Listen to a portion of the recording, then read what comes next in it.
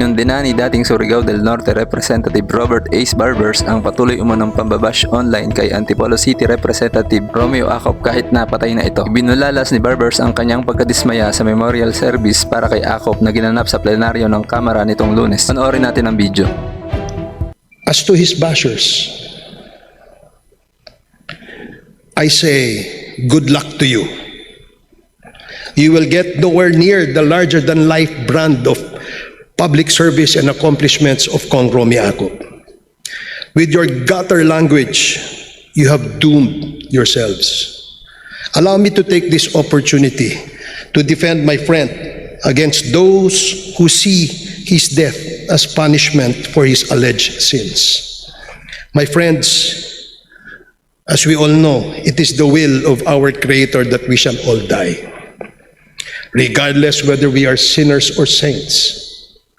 Only Jesus conquered the death for He is God. Nasa ating kultura na hindi dapat natin inaalipusta o niyuyurakan ang alaala ng isang yumao, kahit na ano pa siya sa paningin natin.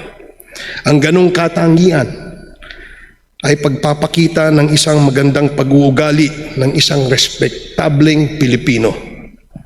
Kabilin-bilinan nga ng ating mga matatanda na kung wala ka rin lang magandang sasabihin, mas mabuti pang huwag ka na lang magsalita. Lalo na siguro kung ang mga sinasabi ninyo ay puro haka-haka lamang at walang matibay na basihan. Napapahiya po ang ating mga magulang na parang hindi tayo napalaki ng maayos at tama. Sa lahat po ng sumisira ng alaala ni Kong Romy, isa lamang po ang masasabi ko. Hindi po tama ang inyong ginagawa. Hindi po makapilipino ang inyong ginagawa. And as you continue to as you continue crossing the bounds of decency, you have revealed your true selves. In judging Kong Acop, you have allowed yourselves to be judged. You speak evil as if you are holy. Death is the great leveler. It is the last step towards our ultimate destination, either eternal happiness in heaven, in the company of our Lord, or be declared in contempt to suffer eternal damnation in hell in the company of him who was damned. Kong Romy, my friend,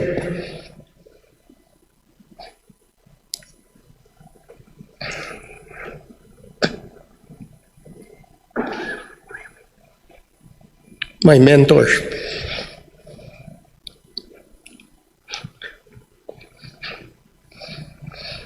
rest now and enjoy your eternal happiness in the company of our Lord in heaven. To the family, rejoice that Kong Romy is now in the warm embrace of our Creator. I offer my deepest sympathies and condolences to the Acop family. Sa lahat po na nagmamahal kay Kong Romy,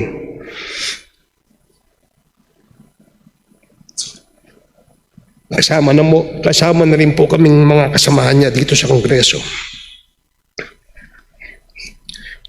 Hindi po namin makakalimutan si Kong Romy. Paalam, Kong Romy, isa kang mabuting anak, kapatid, ama, lolo,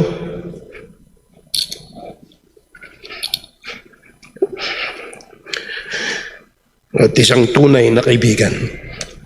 Kong Romy, till we meet again. Maraming salamat po.